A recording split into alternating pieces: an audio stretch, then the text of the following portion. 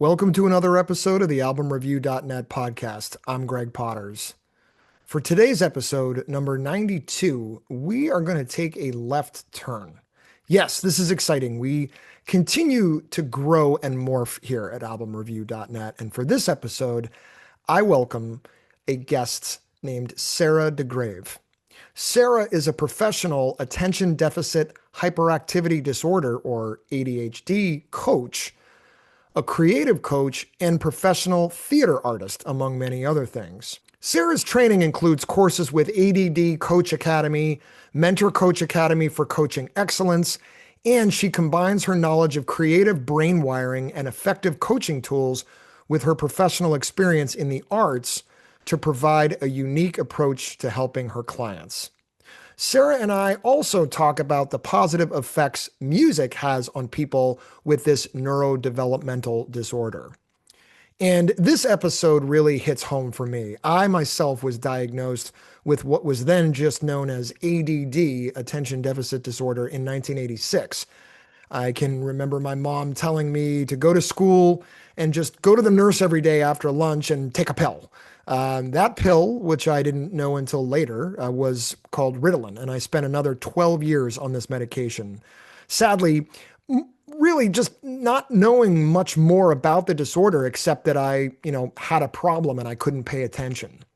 So I internalized a lot of the negative connotations attached to it. So whether you suffer or know someone who suffers from ADD or ADHD, sit back and enjoy this episode, my conversation with ADD coach Sarah Degrave. Let's do this.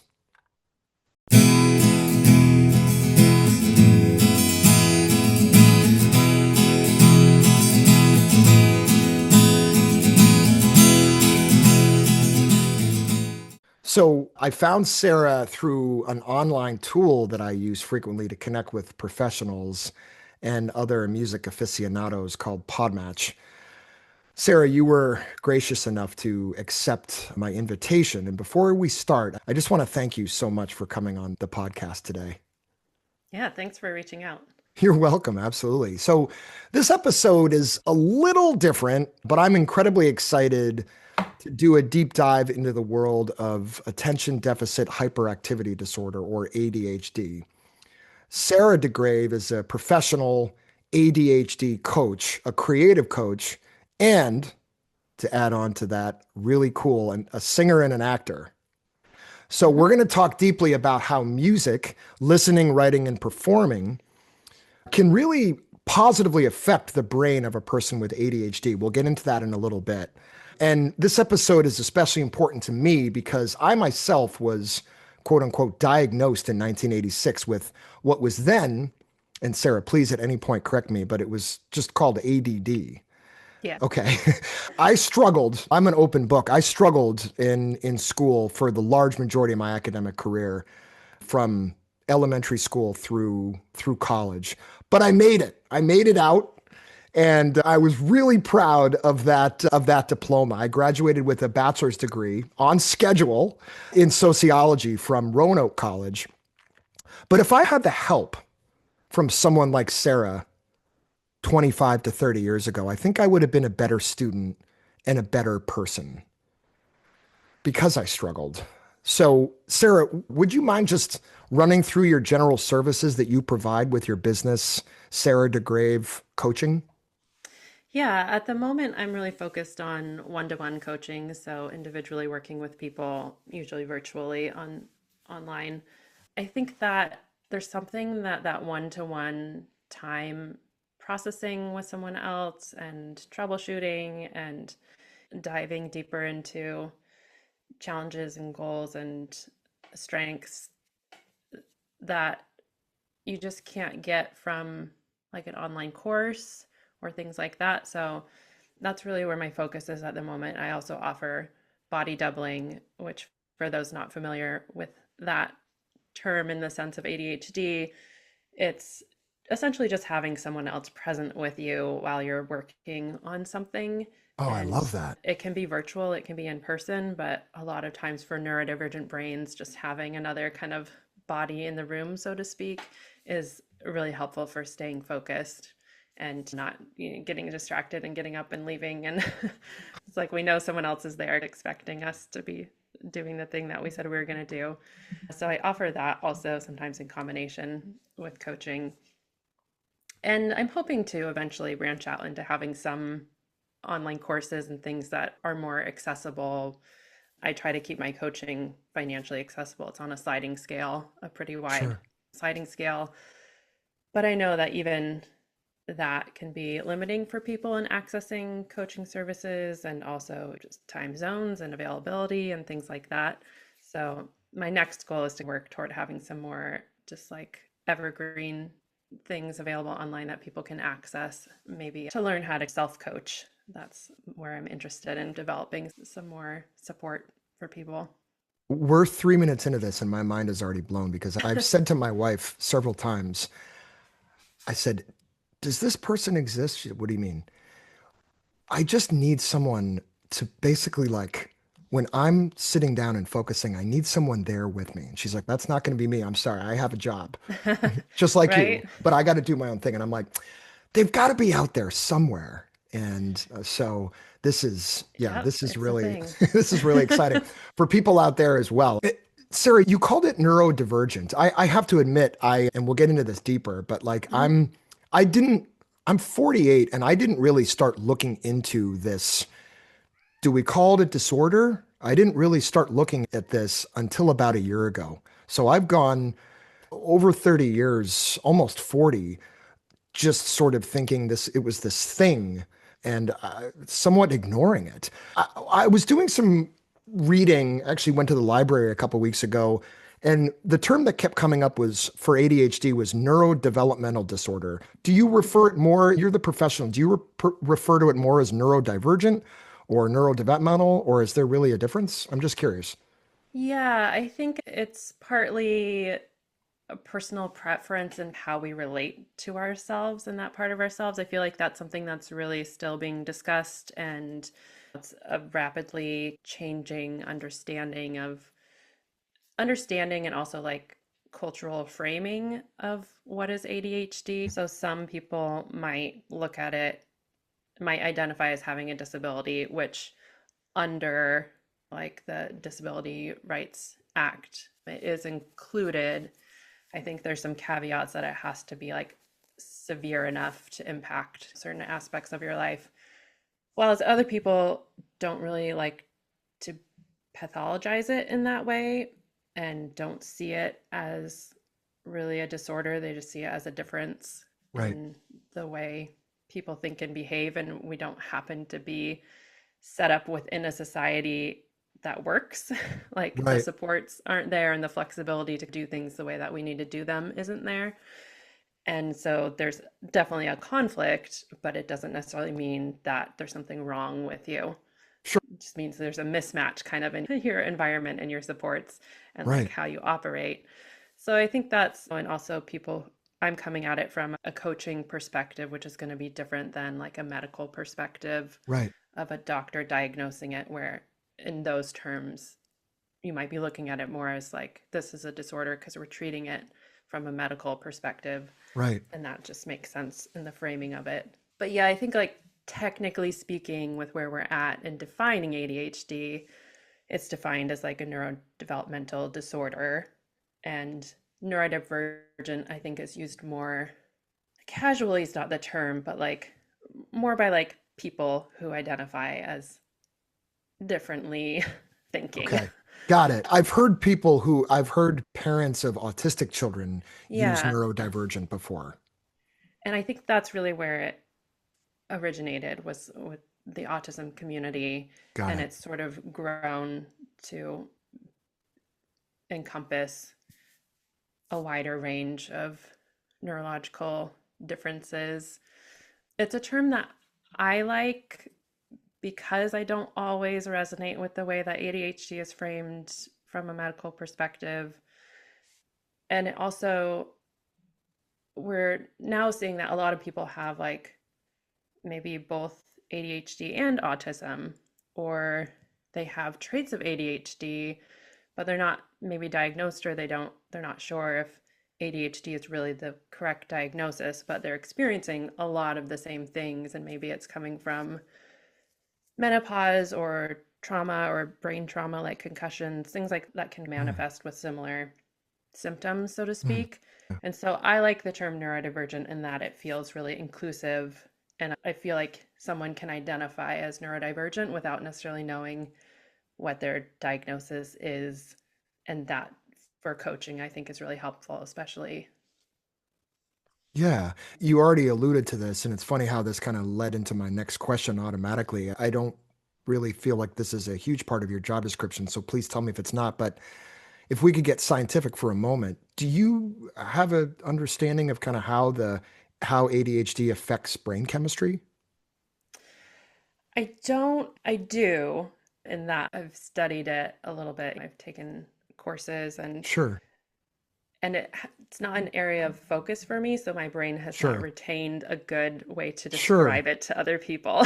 sure. But it's definitely, there's an aspect of it that is neurotransmitters, essentially, not things like serotonin, norepinephrine, dopamine, endorphins, those kinds of neurotransmitters that are not either being created at the same level that they need to be, or I think what's more an issue is not being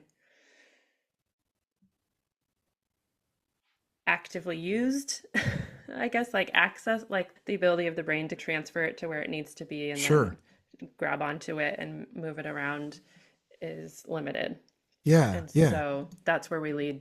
That's what leads to the dopamine seeking behaviors that you might see with ADHD of getting really bored and restless and wanting to do something stimulating as opposed to something really mundane and boring right. is from that what's happening at that level with the neurotransmitters. I'm sure you can pick up on this, but for anybody listening, if you hear me at any point laugh or giggle, I'm doing so because this is a clear description of myself. So I'm just relating a lot already. Sarah, before we dive even deeper, could you tell us what was your life like growing up? You live in Portland, Oregon now. Did you grow up there? No, I grew up by Seattle, so very kind of similar Oh, vibes, sure. Northwest, Pacific Yeah. Northwest. But growing up, I had a very kind of typical suburban, quiet childhood. I got diagnosed with ADHD as an adult in my 30s. Okay. So it wasn't something that was on my radar when I was a kid. And I also was very shy, very quiet, pretty good in school. So it wasn't something I think a lot of, especially girls, have that experience Right. if they're not more on the hyperactive end of the spectrum. So there's with ADHD right now three categories. There's primarily hyperactive, primarily inattentive, and combined type. Okay. And if you're primarily hyperactive, it's a little bit easier to spot, right? Those are the kids who are bouncing off the walls to like, you look at them, you're like, I think that kid has ADHD. Usually it's because they're hyperactive and that's leading to a lot of inattention and maybe risk taking behaviors. And then there are people who are really extremely inattentive, and also those can sometimes get picked up a little bit easier because it's like, okay, that's she's always staring out the window. Like we cannot get her to focus on anything. She's just in a world of her Right. own. Right. That's more kind of inattentive type where it's difficult to focus, but you're not bouncing off the walls. You're just Right. like internally spaced out or somewhere else or constantly distracted. And then the combined type, which is what my official diagnosis is, I think is a little bit trickier, especially at a younger age and especially with girls to pick up on. So that was my experience was I was doing fine and I wasn't causing issues behaviorally. And it wasn't until around like puberty, middle school, that things started to get a little tricky. Like Things what? started to hit the fan, so to speak, Yeah. academically, Okay. like Okay. trying to work within systems that were not set up Right. to provide individualized support is maybe the nice way I would say that.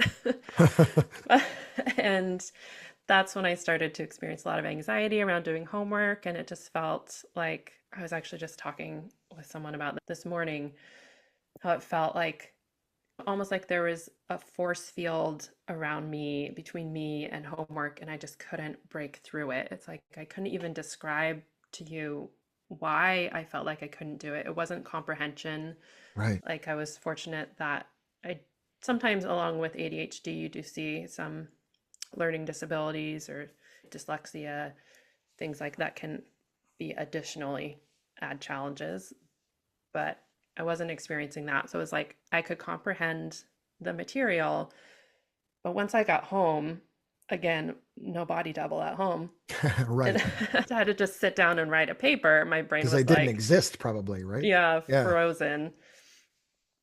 And just like overwhelm shutting my brain off. Did you find right brain versus left brain? Did you find writing, history, English, those Mm. subjects under that umbrella? Now there's so many different subjects. My kids take all these amazing subjects.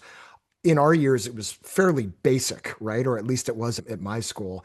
Did you find that you were maybe had a little bit of an easier time towards the math and science because it's a lot more literal and factual as opposed to writing where it's more creative or vice versa?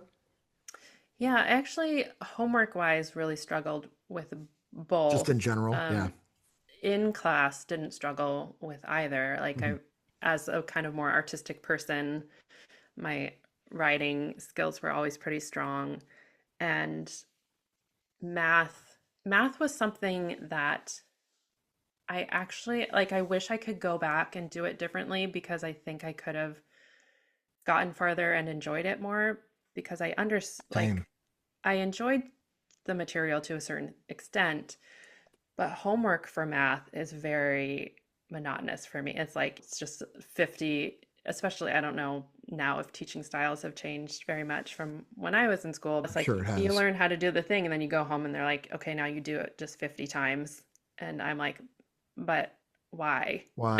And Well, that now you part have of to my, show your work now. And that took me when my kids got to elementary school. I was like, what do you mean show your work? I just did it. 12 plus 2, line 14. answer. I just showed my work. And no, and so it was Yeah. categorized, at least here on the East Coast, new math. And Uh, so I guess we don't have to super dive into that, but I just was really curious to hear how you attacked that. But it sounds like it wasn't, as you said, it wasn't necessarily in the classroom, but it was just when you got back home. yeah, around that time I started developing like an like a independently like a fierce independent spirit. Yep. Yep. What around like 13, Around 14? 13, Yeah, 14, that's when it happened. a stronger sense of who I was as a person and what I wanted to do. And that's when I started doing a lot of singing. And that's when I started dancing. It's when I started doing theater. And I really knew from an early age that's what I wanted to be focused on. Like Yeah. around 14, it sort of clicked, and I was like, this is my thing. Yeah. And so it was really hard for me.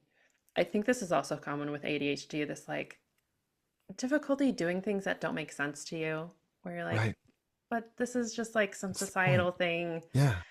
and it's not, it doesn't make sense because I know what I want to do with my life. So why are Right. you asking me to spend an hour outside of school doing math problems when like I know that I should be spending that hour like learning how to tap dance Right. because Right. that's my path Right. and this is my time, and like I've already given you my 8 hours a day, that's your time, and Right. now it's my time. Right. And I felt pretty strongly about that, so that was another kind of conflict within that system, as I was like, this is not fair. And that's where that comes up a lot with ADHD. Fairness and justice tend to Right. be huge values. I don't know why that's an overlap, but it definitely shows up a lot. I'm thinking of Fast Times at Ridgemont High, Mr. Hand with our time versus your time. And so just I many times seem to speak in movie references as well. That's another part of my ADHD brain. But no, I'm with you all the way. Growing up, did you have any siblings, any brothers or sisters? Yeah, I have a sister who's 2 years older than me. She's And how was your nothing. relationship growing up with her? Yeah, it was good. It was good to have. a companion. We were really creative together. Mm, She's also artistic. She's more of a visual artist than I am. I'm not talented in that artistic sphere at all, okay. but she is a lot. So she's done a lot of graphic design and stuff like that.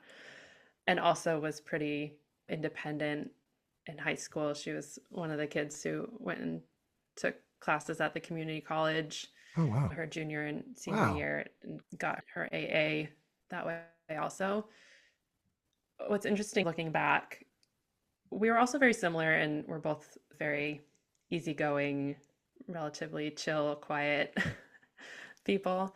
But I've always, before I knew that I had ADHD and before I started looking around my family to see if anyone else might fall under that umbrella, I always had a joke with myself and with my parents when I would go home to visit because she lives near them. So when I go back up to Seattle, we all get together. And I definitely started to develop a habit of telling her like when to come over for dinner. I would tell her like a half an hour earlier than I actually wanted her to Because come you thought she might be because late? yeah, Yeah. because she I'm is, practice that theory. I yeah, practice that as well with many family members. she's so sweet and I love her. But we always were like, Kimberly lives in Kimberly land. And it's like, she's not, like, you don't hold her against her at all. But she definitely sometimes, you're like, I just know I should probably just give her an extra half hour of, because My, she's going to get into that la la space and yeah. He be there when strikes me she's as there. a very happy person. My oldest and best friend growing up, it would be the same thing. And I'm very, like, I was anxiety driven. So I would, when we both got our Hmm. licenses, we were very much into music and we would go to concerts. I can remember going to his house, picking him up, and we'd have like a long drive on a Friday afternoon to get to a concert, right? And he'd like be hanging out in his boxer shorts, eating a sandwich. And I'm like, what? So I remember one day we got in the car and I just like unloaded on him, this poor guy. And maybe or maybe not your sister reacted the same way, but I just said, you live in your own world, man, as I'm 10 and 2 on the steering wheel, driving a million miles an hour, trying to make sure we weren't late to this concert. And I remember like about 10 seconds of silence, and he just says, but it's a happy world, Greg. And I was like, touche. Yeah, right. So now getting into a little bit your creative side. So singing, music, dancing, acting. Were your parents supportive of that creative side when it started to bubble up?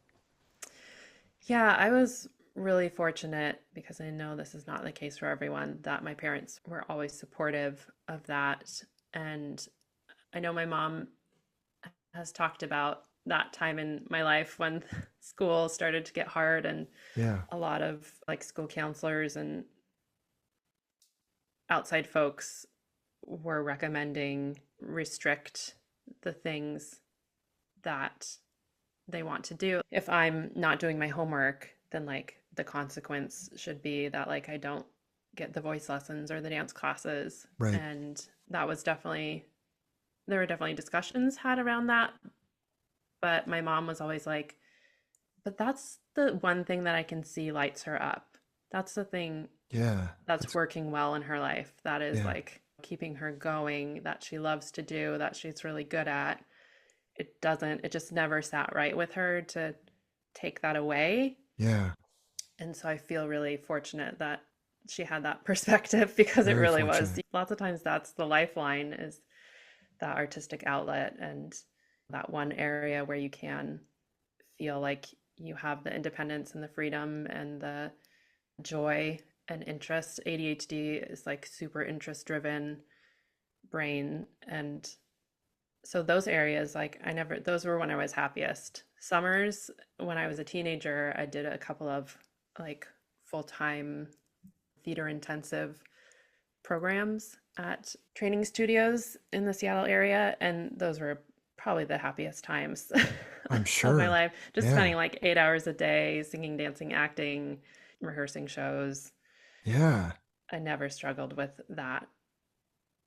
I asked the question because although I felt supported and loved in my house growing up always, I'm not sure how truly I had the support from my family when it came to creative needs. Although like no one ever held a gun to my head, I felt a pressure to get a job quickly, not just after college, but like even when I hit 15. I think it's still the legal age to be able to like work and pay taxes, which is good. It was a good lesson, but after school just felt this pressure. Again, no one held a gun to my head, so maybe I have no leg to stand on, but this became this internal pressure to get a job that made me a lot of money.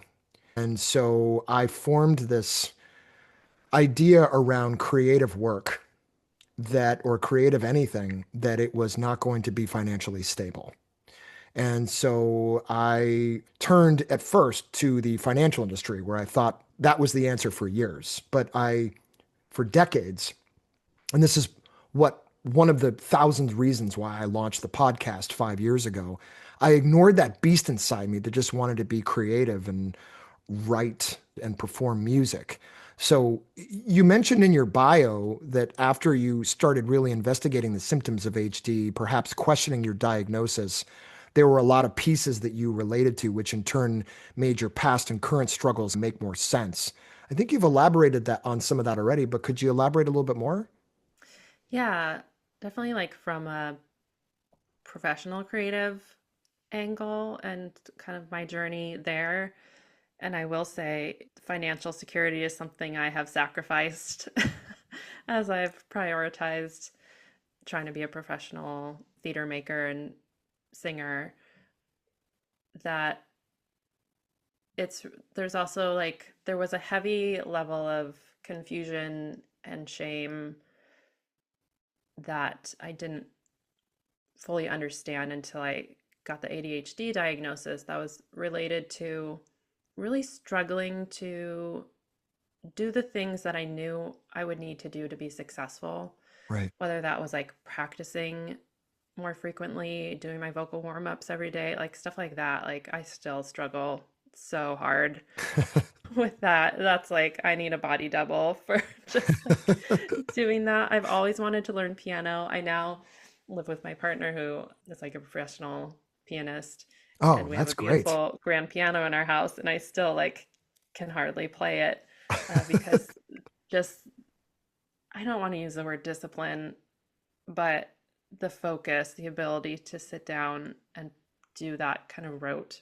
practice, Right, right. which is necessary to build that skill, is one area where I really struggle and where I can see the direct tie to the ADHD challenges. So things like that, things like even like networking, that's a huge part of building a sustainable career in any field, Sure. but especially in like a kind of gig economy, which is a word we have now that I don't Right, think we had right. when I graduated Same. college. Yeah.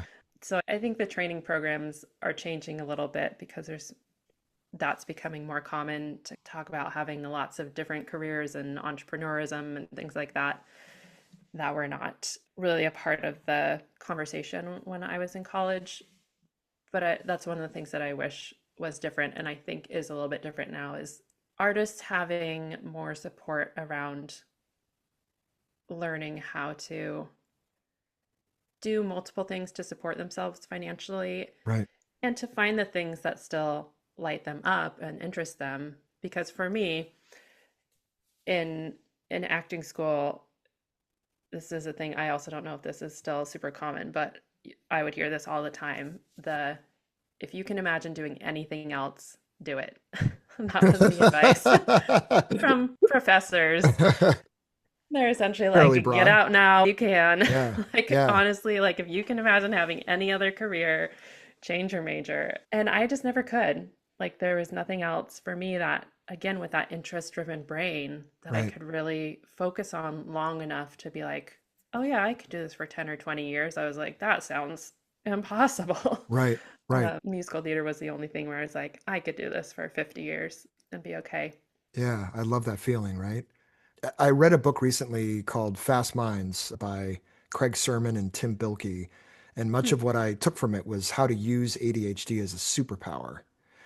Could you, Sarah, could you touch upon perhaps some of these symptoms you've discovered and now how you teach your clients to take advantage of this in their lives?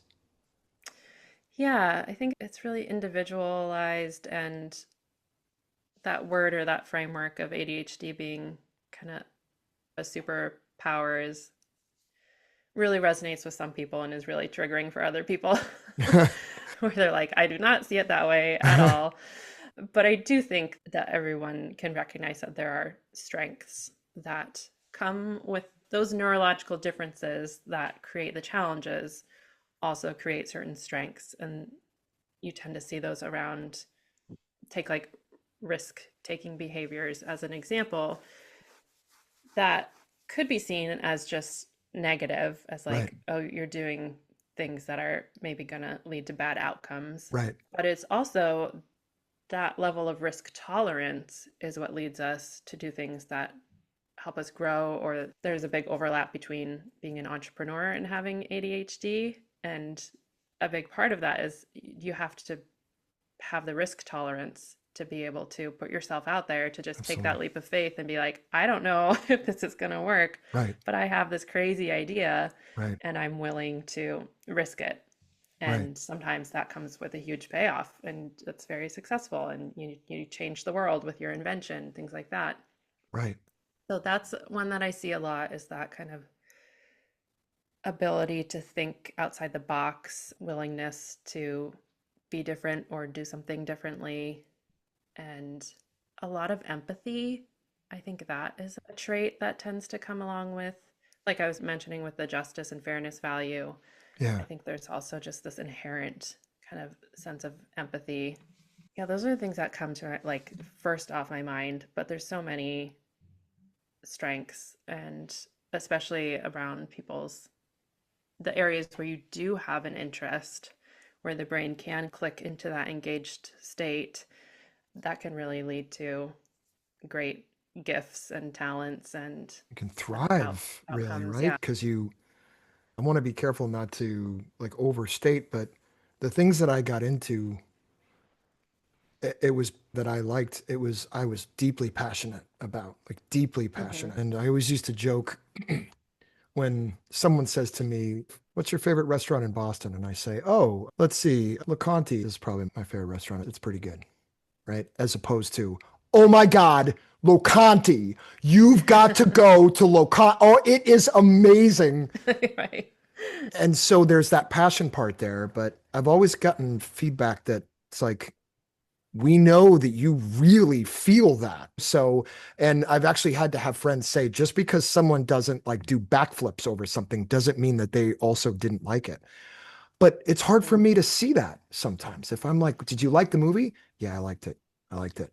I'm walking away from that going, they didn't really like it. They're just saying that. Right. And that's on me, maybe, but I have trouble getting past that. And so I also use that as a kind of a metaphor. But I'm also growing and learning and understanding that not everybody has the same kind of energy that I do around something. So they might be really passionate. But to your point, the passion really can be the superpower to Yeah. to whatever the person dives into. And anyone listening, I don't want them to think that non-ADHD people are non-passionate or not passionate, Yeah. right? In many ways, they have their superpower too. Tons of superpowers, but it wasn't until I drilled into that, into like, oh, I can use this to my advantage. I never thought that way, Sarah. I Yeah. never thought that way until I started looking and talking to people like yourself, and I started reading more about it. So, very grateful for that mindset. And I'm still discovering ways that like I don't even realize I have the strength that other people see in me. Like I produced a cabaret a few years ago, Oh, wow. like a concert, and it was an idea that I wanted to do, and I made it happen. And to me, it was just like, it was just a thing that I did. Right, right, right. It was like I wanted to do it, so I did it. And like I was proud of myself, and I recognized all the work that it went into it, and I was proud of the outcome, and the feedback that it got was really positive. But it was interesting to me, I think because I'm surrounded by creative people, I'm surrounded by artists and theater makers and Smart. singers and dancers, that I'm like, we're all in this boat of being risk takers and Right, we're all putting ourselves out there all the time. right. in these crazy ways that I'm like, this must be like a mental sickness to choose this. Just like the amount of putting yourself out there and getting rejected and being really vulnerable in front of a bunch of strangers, things like that. Where, but it's interesting in that experience because I had friends who were also, I think of them as being similar to me and like artistically, but I would have some friends who were like, man, I really want to do that too sometime and maybe I will. And then I had other friends who were like, I would never, I could never. And Right. I was like, what do you mean? Like, you're so talented. You're like, what's the difference between you and me? Right. But there is just that little piece of my brain that was like, I just had this idea and so I did it. That It's like kind of like someone it's else might not right, have. right. And they're admiring you for that, whereas you're admiring them for whatever. I'm admiring them for holding down a 9 to 5. I'm like, how? Right, I'm right. like, how? Exactly. Right, right. That's taught me so much too over the last few years. People are like, wow, the fact that you've done X or Y. And I'm like, it's not really that special. And then, no, yes, it is. Don't sell yourself short. But you're right. It is. It's just sort of normal for people. So you produced a cabaret. Like, let's talk more about your creative side, your acting and your singing. First off, I don't know how comfortable you feel marketing yourself in that way too, but like, where can we check out, or before we get onto that, like, tell me about some of the other things like singing. Let's get into that since we're talking about music. What other kind of singing have you been involved in? Yeah, most of my singing these days is in musical theater, but I've done a little bit of everything. I've been in choirs. I've been a professional Christmas caroler doing Nice. like a 4-part a cappella harmony stuff. I Wow. love that stuff.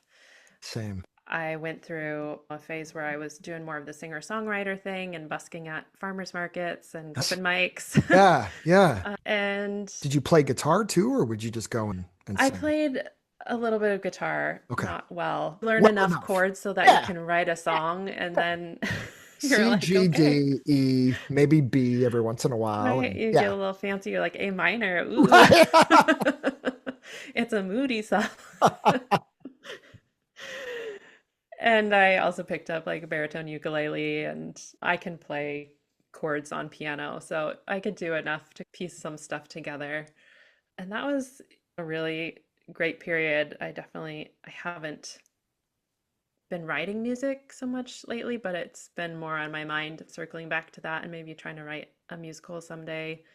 And also I'm also at a point in my life slash career where I've gone through my like heavily jaded phase Sure. where it's like in your 20s you're pretty optimistic, you're saying yes to things, you're Yeah. Oh my things could God. still Yeah. go really well, and then your 30s you're like, what is this? Yeah.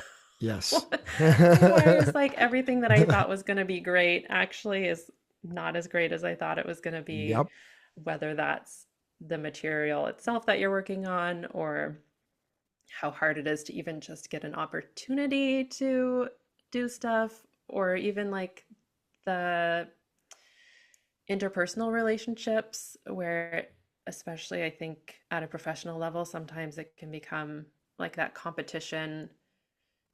It's like you make a lot of friends, but also there can be this underlying tension of like everyone's you trying to get ahead or Right. You're trying to beat the um other person out for yeah, like a it's just kind of position a or, strange yeah. dynamic Right. where it's like you don't want Great anyone to point. see you looking weak because you want them to have a good idea of you professionally and that you're capable and you're strong and you're the person they want for the job. And but also that means that like it feels like you can't be honest if you're struggling with something, Right. whether that's like Oh my a vocal gosh. challenge or a Right. personal challenge. It's like it creates an interesting dynamic that is not the same as doing theater in high school where you're like we're all just Yeah. part of a team and a community and it feels good. And so I hit the part of my journey where I was like, this is hasn't been feeling fun for a while, and I either need to stop doing it or I need to reclaim my joy and my voice in this process and start really figuring out what I want to do and what what are my boundaries around like who I want to do it with, where I want to do it, if I want to be paid and how much I want to be paid, things like Right. that. And so, from a music standpoint, I'm curious who were and who still today are some of the artists that I guess let's go back to when you were playing because I'm picturing you like playing in the Yeah. coffee shops or on the side of the street, which I did as well. Who were some of your biggest musical influences? During that time, it was definitely like Ingrid Michaelson, Regina Spektor, Sarah Bareilles. What's interesting is actually this week a friend invited me to sing at their wedding and is asked me to sing this Ingrid Michaelson song, and I'm like, oh man, this is taking me back to my Right? to that Right? phase of my life where it was just all that all the time. Yeah. But growing up, like my teenage years, I definitely wasn't always. I was listening to a little bit of what other people were listening to with like Mariah Carey, that kind of R&B, late 90s R&B, early 2000s pop. But I also was listening to a lot of like jazz and like the oldie station is what I was listening to growing up. I wasn't like I didn't even know what probably the current pop station was when I was a kid. I was listening to like what my parents were listening to, which was where my mom was listening to like Barbara Streisand and my dad was listening to like Phil Collins. And then I Wow. was listening to I was thinking about like what albums really did influence me. And an album popped into my head that was like just one of those compilation CDs you get at like a gift store. And it was like Great Ladies of Jazz. But it really was a stellar album. I'm Cool. sure I still have it somewhere, Like but a you know, diamond in the Sarah rough. Vaughan, Oh Ella gosh. Oh, Fitzgerald, forget Nina it. Oh, Simone, oh, just they're the like the best. great, like They're the greats. They're the top of all time. so that In was a big influence too. Was just that. Like I've always loved like golden age musical theater and stuff like that, but also just the standards, the jazz standards, the great American classics. That whole songbook is, yeah, a big part of my heart and soul. still today too, I'm assuming. It never really leaves you, right? Yeah, I think it really is part of what, because it was so tied into a lot of those songs come from musical theater back in the 30s and 40s. And I think that's part of what drew me into doing musical theater specifically, as opposed to doing some other form of vocal performance.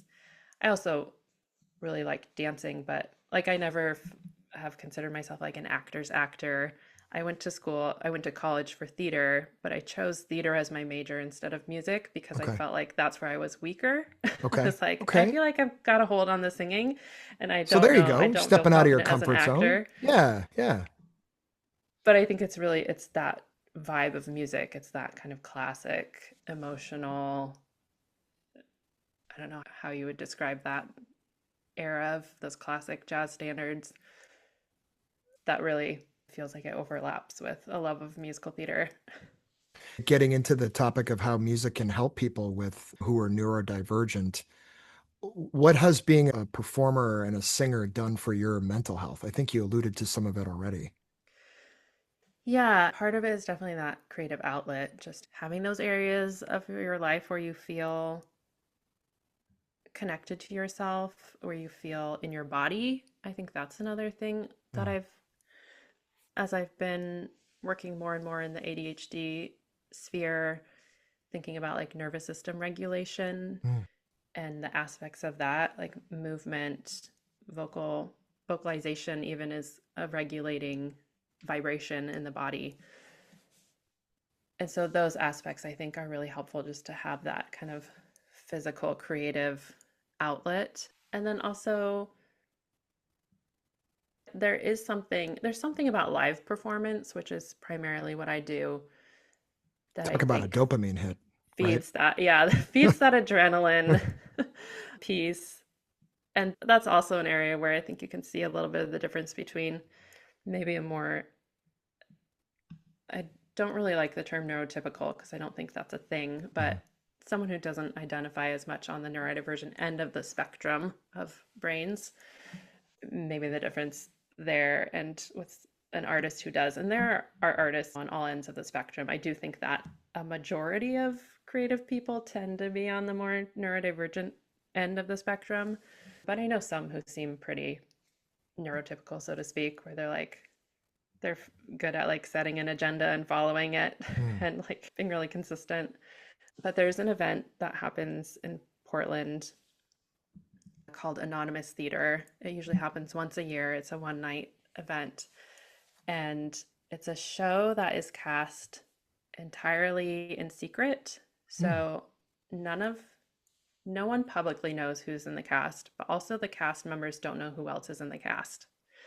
So you rehearse the show Wow. just with the director.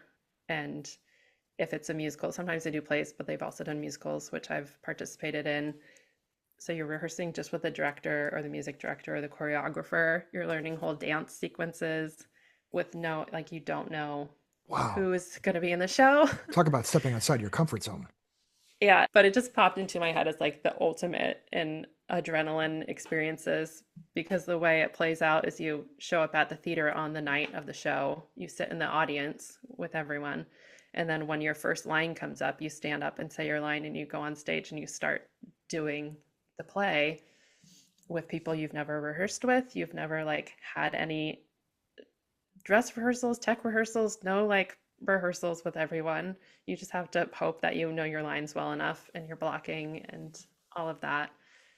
And that is, yeah, that's a level of like needing to be so present that I think is really appealing to me as like an ADHD person, Hmm. Sure. especially of like it really like there's a level of adrenaline and dopamine running through your system. And then there's just this like hyper focus on just getting Right. through the next That's where the sentence, the superpower next comes in, scene. right? That's a perfect example of another Yeah. superpower or a way you can use the superpower. How do you see it if you do? How do you see music and performance positively affecting some of your clients if it applies? Yeah. I've worked with several professional musicians, and I think it's that piece of connecting with other people and like having that avenue for sharing their gifts and their talents. And it's interesting to see in other people the ways that they don't see how special they are Right. sometimes. Right. Yeah. And the way that like we don't see it about ourselves usually, where it's like, oh my gosh, you have this amazing talent. And like they know they're talented. Like that's why they're a professional at what they do. But there's just, I think, this level of respect that we have for other people who are creating that we don't always give to ourselves. Sure. And you But live they're with all that like, talent, right? You live with that talent all the time, so it seems natural to you. Like if you live on a street where everybody wears a blue shirt every day growing up, then you walk out your door and you just think that everybody wears a blue shirt, right? So I feel like we all live in these bubbles.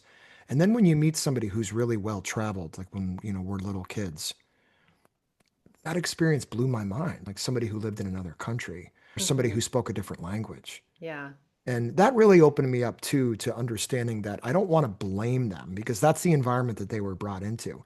But as a creative person and as a person with ADHD, sometimes, yes, we do need to pat ourselves on the back, but a lot of times too, that's what we are used to. And so it's until we have, I say this all the time, until we have like an outside entity saying, you're really good, like we might not know. We might see other examples, whether it be on television or nowadays with the mm-hmm, wideness of the internet. But your bio states clients have described my style as grounded, relaxed, empathetic, authentic, and collaborative. I love that, by the way. Have you experienced, I gotta think you have, but have you experienced a moment where music has transitioned your thought process from negative to positive? Essentially, like, do you believe that it's a form of therapy? I do think that one of the reasons I'm so drawn to music is the impact it can have on people. And I was just thinking about, that's a tangent, so I'm going It's to okay. answer this first It's and all then right. we can circle Okay. back. Otherwise, I'll lose track. But yeah, I when I think about, I had someone once, I took them to a musical and not everyone enjoys musical theater, which is totally fine. I get it. It's not for everyone. But what was interesting to me is their question was why are they singing things when they could just say them? Like why not just have it be a play? And I'm like, why have music at all? Right. Like that's the answer to the question is It's a like great what answer. does music give us that just talking doesn't? And that's the same on stage. It's like it creates this emotional response that is on a different level than just the words or just the movements. And it's not even something we can always describe, but like we know it when we feel it. And I think that is one way that music it has the power to just shift us energetically and emotionally, and especially as like with ADHD, we can get stuck in this all or nothing thinking a lot is something that happens. But having something that can break us out of that kind of pattern interrupt in a way, something that for me, music and I think another reason why I was drawn to musical theater and like the movement component of it is that for me, movement music that I really enjoy usually makes me want to move my body in some way. 150 million Like percent. whether I'm just tapping my toes or Right. like moving or like full out You can't dancing. control it. It just takes over. Yeah, it's like if it speaks to me, like it wants to come out That's through my getting it out. body. Exactly. That's getting it out. Exactly. And I Exactly. think there's something about movement that's really valuable for everyone, obviously, from an ADHD perspective to reground in our bodies and release that like overwhelm, anxiety, all those things that can build up with ADHD, that tension, and just like reset to a more positive or at least neutral space. Right. You mentioned all or nothing. I have a post-it note on my mirror in my bathroom that I look at every single day that says, unlearn your all or Mm, nothing mindset. And I can't say that I've been 100% compatible with that, but I try. But it's just a lot of these things are falling so much in line with how my brain works as well. So this is mm-hmm. I'm very enthusiastic about this. For me, I know I knew at an early age, Sarah, as I'm sure it did with you, that music, I found it to improve my attention and my focus. So I listen to a lot of like, I'm very specific. It has to be like late 50s, early 60s jazz. Because the Nice. newer jazz, even though I love improvisational music, love, it takes me on this. I get distracted by it. But if it's this like Yeah. Miles Davis, John Coltrane, just a couple examples, the rhythmic patterns and the steady beats, they can really regulate my brain activity. And you talked 100 times already about dopamine release, which improves mood and motivation. It's also helped me with time management, which is Yeah. a couple things that you've said. I now schedule, and I'm not perfect at it, but I now try to schedule out my whole day. And as structured as that sounds, and people have said, like, don't you want a little bit of freedom? I wish, but I function better. And Mm-hmm. I'll even schedule and go for walk. So it just encourages flow states. And I think it reduces my impulsivity, if that's the best thing to say. And I think what you said about like finding the right music is so key. Like there It like is. I can't listen to stuff with lyrics and focus. Yeah, right. Because you're listening uh to, right. You're I'm listening to the listening to the lyrics. lyrics. If I'm Yeah, trying to like write something and I'm hearing words, like my brain, I hate having multiple kind of sound inputs. So like if the TV's on and someone started playing a podcast, that would drive me nuts. absolutely. Um, Same. but yeah, finding like what is the thing that clicks. And sometimes it's nothing, sometimes it's removing a lot of the stimulus that's like lights or sound or things like that. Sometimes that's work that I'll do with clients is like, what is the environment that you're in and how might it need to be adapted?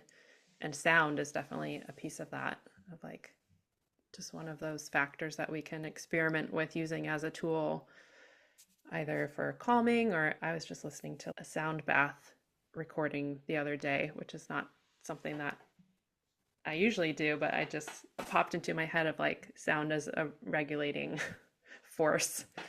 And I was like, I wonder if this would be helpful for where I'm at right now. Just that like slow, kind of monotonous, not monotonous, but like Yeah, no, very, Not a lot of, yeah. Yeah. You don't, you, I guess when it's, you're, yeah, not a lot changed. when you're driving, I think you want to hear like, ooh, that was a cool direction that they took. Because as a musician yourself, Yeah. when you hear music where you're like, oh, they're going to totally go to a D chord. Oh, no, they didn't. Oh, and I know that piques my interest. But you don't want that when you're trying to focus on something. So I understand what you mean by Yeah. the It's like, do I monotony. want to upregulate or downregulate? Right, right. Sure. We met about a month ago. I was just going through notes and thinking about related experiences or things that I've seen.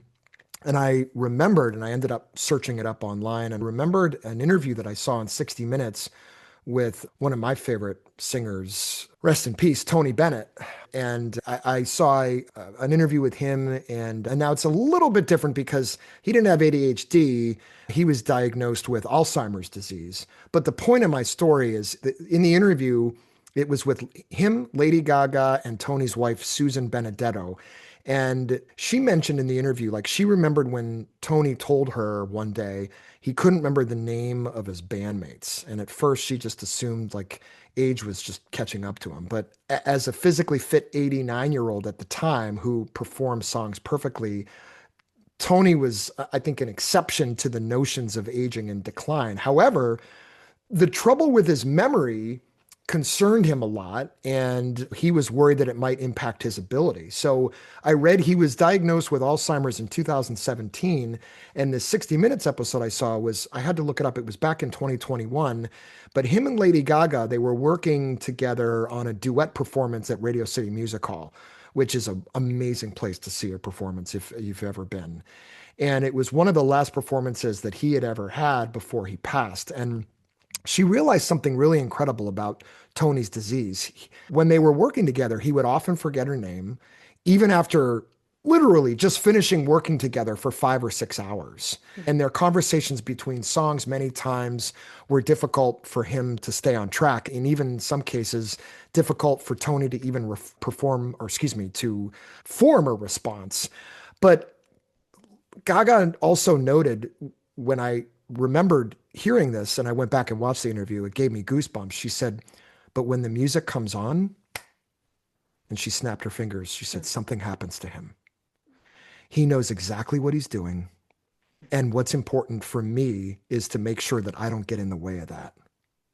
So this really moved me. And again, he didn't suffer from ADHD, but I think this is a magical, Sarah, magical example of how, regardless of what's going on in a person's brain, even someone like Tony Bennett, that music was just in there. It was like riding a bike. Yeah, I hear that from fellow singers who do gigs at nursing homes or retirement homes, like even patients who are really far into dementia, and like they're not talking to anyone throughout the day, and then they'll start singing Somewhere Over the Rainbow, and all of a sudden this person is humming along and singing the words. And Right. it's, yeah, the Yeah. And connection they're right with there. music in our brains is incredible. It also makes me think about assessing like what do we value in people and like our relationships to people. Like, is it important that someone is hitting all of these external expectations or markers, or is it important that like they're there with you in that moment and they're sharing their gifts and you're trying to create an environment for them to be able to do that and not get in their way. Right. And that makes me think about different cultures where ADHD is definitely seen differently in different cultures and probably not acknowledged in some. And but there's also different values, and that kind of circles back to how, like, I always with clients, I'm always curious to dig into like what do you perceive as being a problem and what is actually causing problems in your life. Good question. And I think there are these things around ADHD and the way we see people with ADHD sometimes where we are perceiving problems where problems maybe don't really exist because we're focusing on the wrong things. We're focusing on, is this person on time? And sometimes, of course, being on time for certain things is crucial. Being on time for other things is going to impact your relationships. So it's not to say that like it's not important, But to just blanket statement say that this is the most important thing and not necessarily value the way someone is showing up and being super kind and super present with you when they're there. I was just thinking about with different cultures, their relationship to time specifically, I guess is why that popped into my head of Mm, like in some cultures, it's more the relationships are more where the priority lies. So if you're talking to someone and having a conversation, it's more important that you finish that conversation than that you rush off to your next meeting. Like it right. would be more disrespectful to be like, actually, I have to go by. Right. Whereas in the more Western cultures like ours, it's like it's really important to follow the clock and like, Yeah. but at what expense sometimes of Right. like the relationships and enjoying life and being a human. And I think that's somewhere where that ADHD strength maybe lies a little bit more in areas that just Gosh. culturally we haven't been Yeah. taught to invest in or value as much. I feel like I'm fighting that a lot of times. And when I have to go and I'm in a conversation with somebody, there's this nagging, it's like an angel and a devil. I always use that analogy. And the angel is like, it'll be rude if you leave and you're enjoying this. And to add to it, to put the cherry on top, this person is opening up to you right now. This is the worst time to walk away. And then the devil is like, you're going to be late for your meeting. So it's like, who do I listen to? And then that creates the anxiety sometimes. And so I don't know. I always joke that Greg on a Tuesday is different than Greg on a Wednesday. Some days I'll listen to the angel and some days I'll listen to the devil. But I think it's interesting to experiment with both. But to your point, maybe it makes more sense to just do what you feel. And I mean that within a certain context, not like just do anything that you Yeah. feel anytime, but just And like communication is a right, super important skill that I wish we spent more time talking about and teaching people. It's right. just like But we don't. Right. how do Yeah. we place more value on the human relationships without negatively impacting our other relationships? And that I think comes down to shared expectations and understanding and communication of like we're not all on the same page about what's a priority, then it's going to be hard to not hurt someone else's feelings. Like if you're late to the meeting with them, or that's going to cause them to be late to another meeting, it does have these consequences. But is there a way that we could have that discussion to be like, you know what, here's what I really value, and here's what I'm trying to prioritize, and how can we make this work for everyone? You said it earlier, empathy. And my head went back because I was like, empathy. Like sometimes I feel like empathy holds me back. Now that might sound really silly. It creates an emotion a lot of times. And I'll be sitting on a park bench and I'll watch somebody walk by and I'll be like, I wonder what kind of pain that person's in. I hope if they are, that they're seeking help. I hope they know that they're not alone. And it's weird to even think that. And it even sometimes feels weird to even say that I do that, but I do that. But in terms of music, you were saying it earlier too. I could be tired or cranky or not focused, and then a song starts, whether I put it on or it just comes on by accident or somebody else plays it. And if it's a song I know how to play, like if getting into actually writing or playing music, if it's a song I know, it's like walking. It's just in there. It's almost like it has this house and it could be, or it's living in there and it just could be dormant. But when the song comes on, it just comes up and I know how to play it or I know how to sing it and I'm sure with your talent that you have similar experiences. You can just do it. And I feel like music can occupy the same place in the brain for people not only with neuro who are neurodivergent, but people who are not. But again, maybe this is another example of, can we say our superpower? What do you think?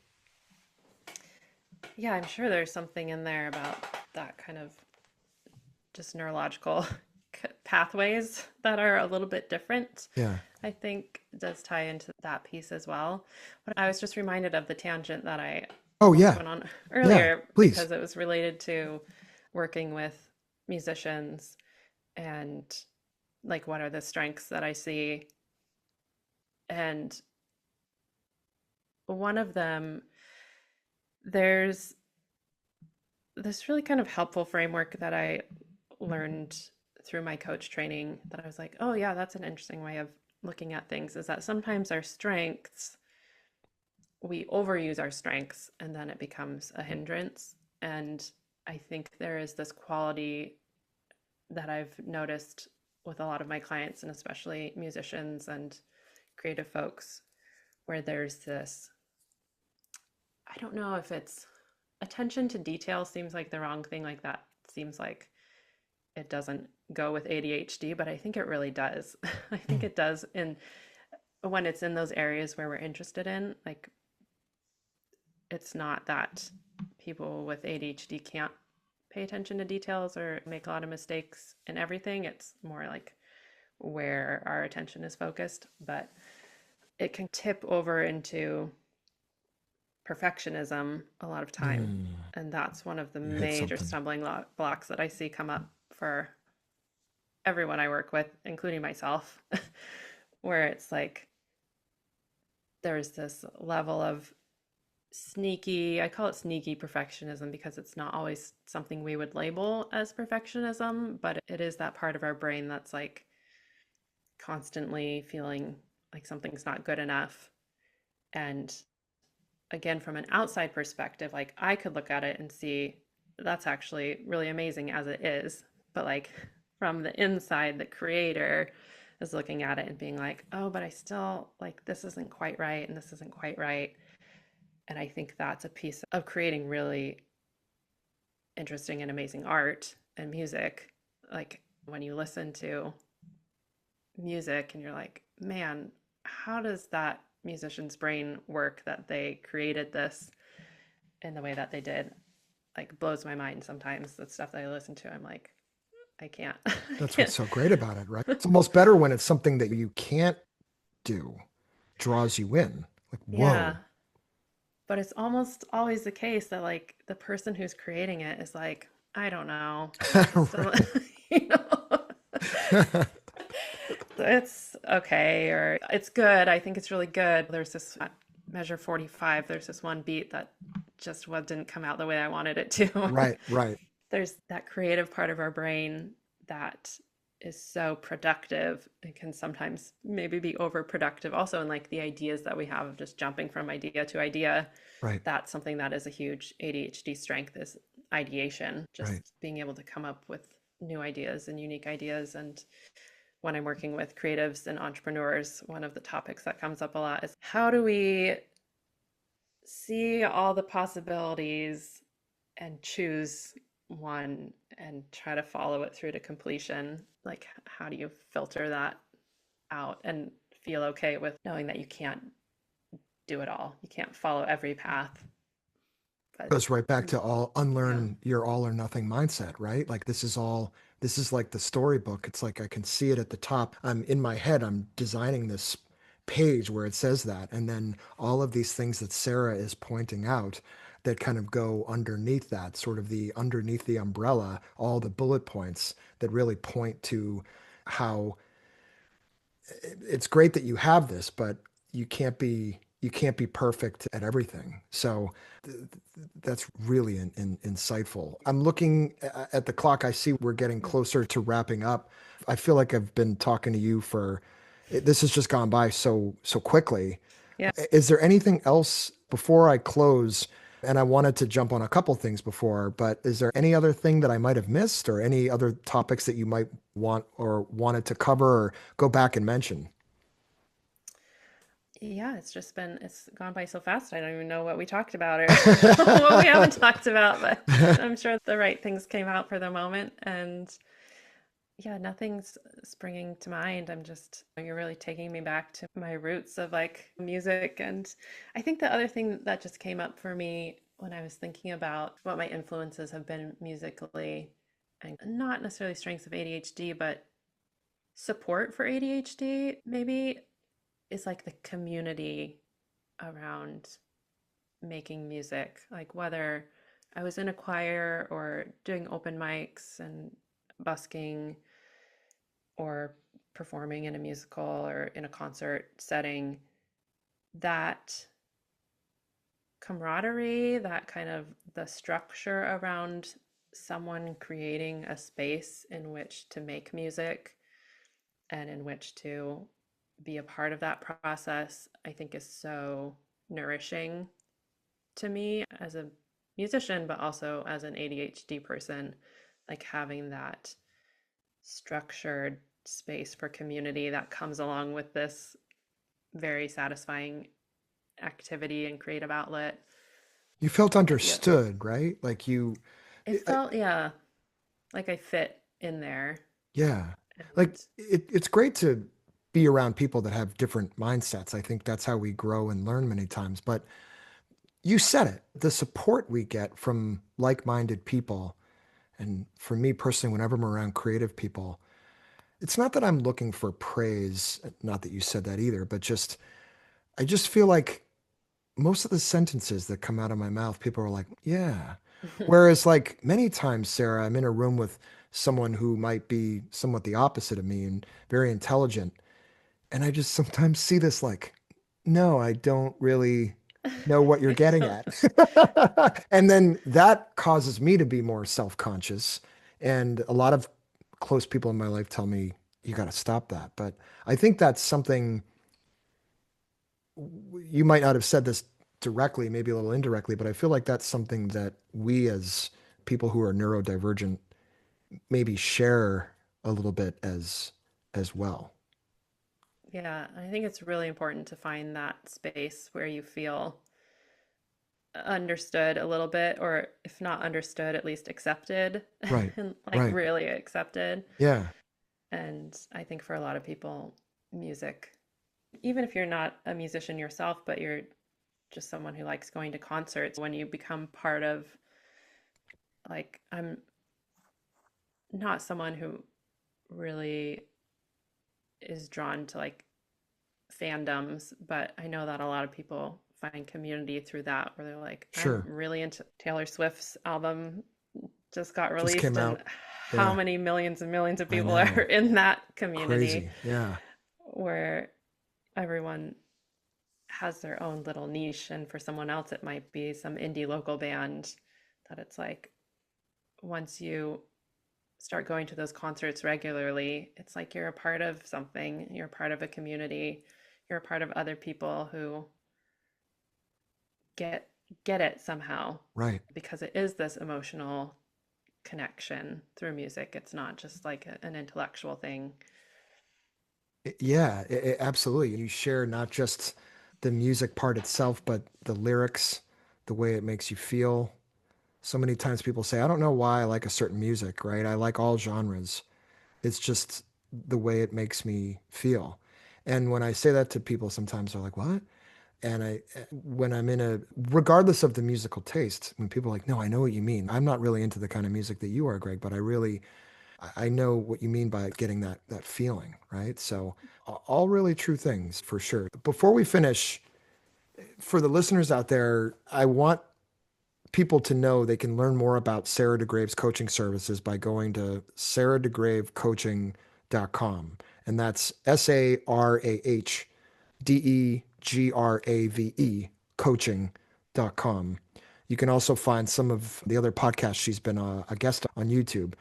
Are there any other places that people can go to? I find that before folks do business with me, they want to search me up and get a sense for what I do and who I am. Are there any other spots where we can see some of your work or hear more about what you know and what you do? Yeah, I'm sporadically on Instagram at Sarah Degrave Coaching. I'm Okay. trying to get better about sharing on there, It's hard. It's hard, right? It's a not just grind.